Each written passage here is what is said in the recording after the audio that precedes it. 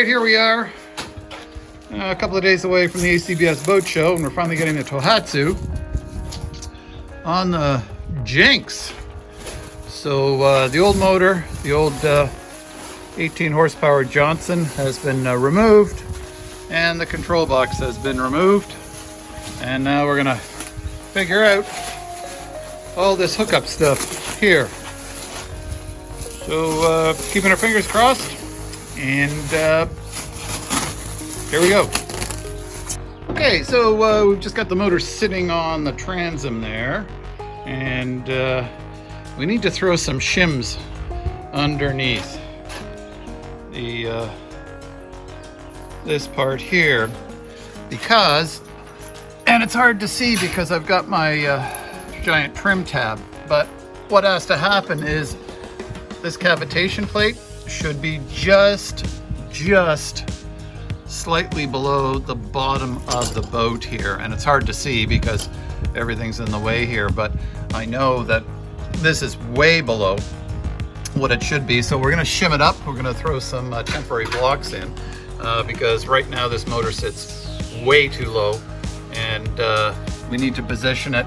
We need to shim it up permanently so that this is about a half an inch, quarter of an inch just below the hull of the boat. So we will do that, and then perhaps drill some holes right through, which is what we have to do because there are no thumb screws on this motor. So we're gonna muck around.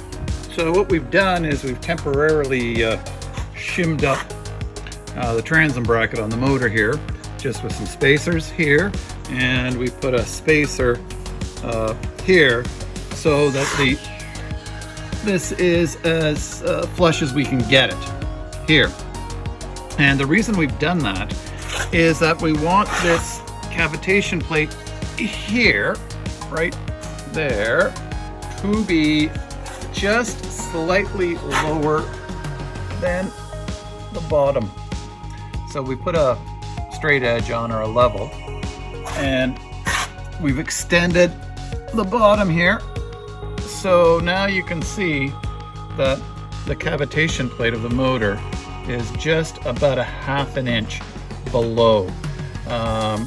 So there's a number of schools of thought whether the cavitation plate should be level. In other words, you know, we need to sort of jack it up a little bit or slightly below. We're going to err on the side of caution, and we're going to mount it just slightly below. But what we're going to do is when we drill through the transom here,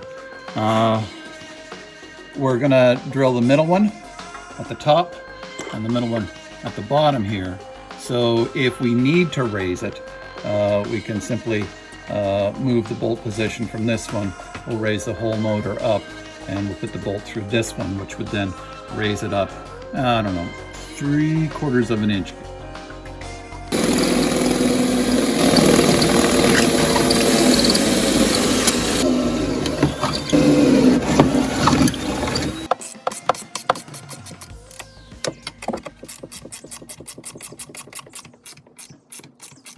Motor's all hooked up, and we have some temporary steering in place here. So we were able to use the existing cable and pulley steering system, and that bracket came with the motor. So we just put a extension link here, and we need to tweak these because these need to be a little down because this cable rubs on the combing here. But that'll work. So now we're going to have a look at the control box here, so we get the control box hooked up.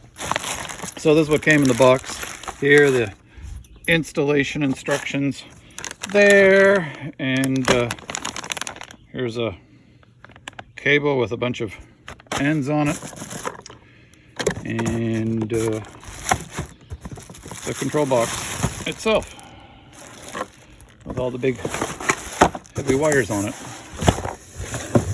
There. Okay, so we have to hook the control cables up to the control box, and we have put these ends on, these little ends here, they thread on like that. So we thread them on and then lock them up with that little lock nut. And the back of the control box comes off. You just have to undo the bottom bit with these Phillips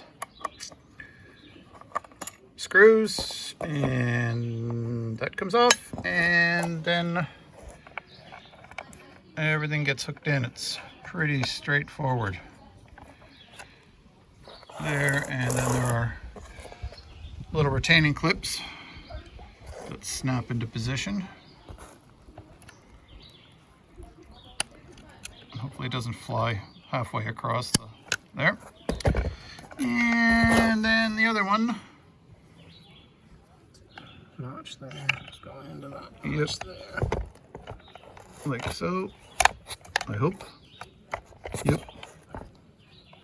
There we go. And the same thing.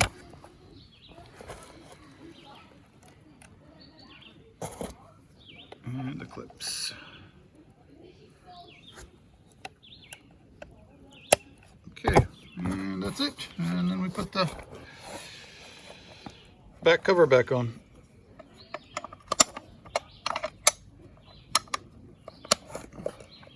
So we got the control box mounted to the side here. We had to just shim out the bottom part just because the old control box mounted along the combing and this one's a little deeper. So that's good. There's our shift and throttle controls there. And now we need to get them inside the motor. So how do we do that? They actually go in through these two holes right there.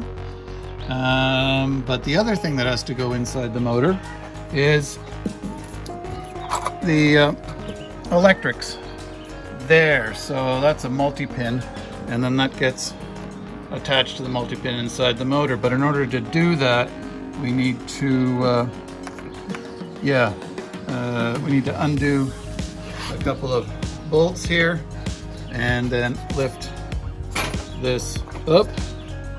Not lifting up. There we go.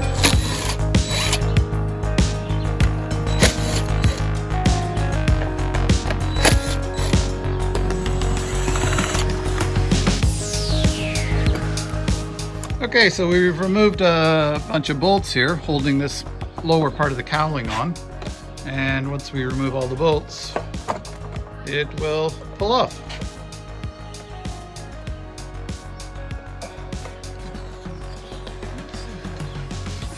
Which then reveals this, locking pins or clip systems for the shift and throttle control.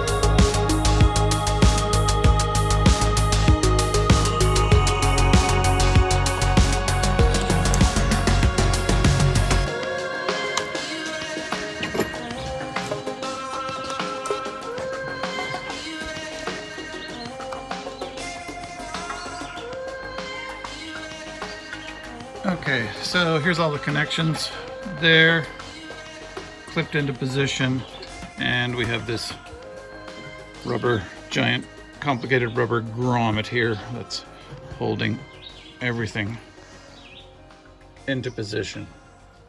So this is the battery cable that goes to the battery here, shift and throttle, and for the starter and trim.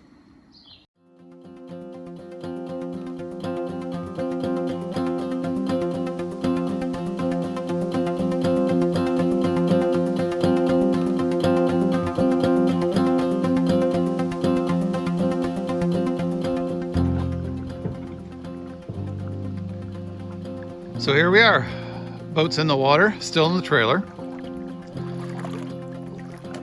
but we have the control box hooked up, motor's mounted on the transom, we have lower unit oil in the gear case, and we have made sure to put oil in the engine block here with 10W30. And we've checked it with the dipstick here, and we are good to go. All we have to do now is fire it up and hope for the best. Okay, here we go. First start.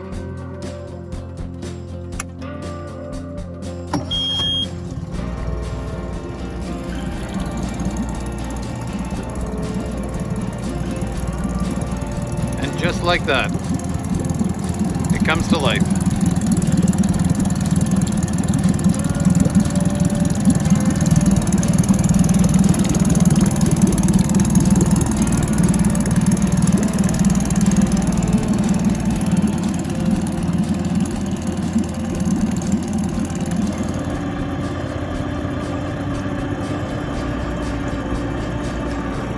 So according to the break-in instructions, we have to idle the motor for 10 minutes.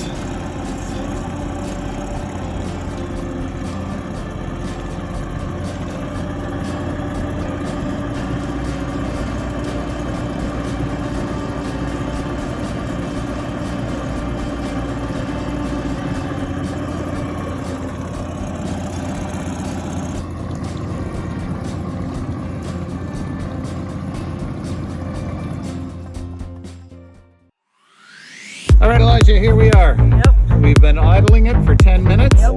and now it's time to take it out. Yep. Remember, we can't go above 3,000 RPMs. Yep, I know that. Okay.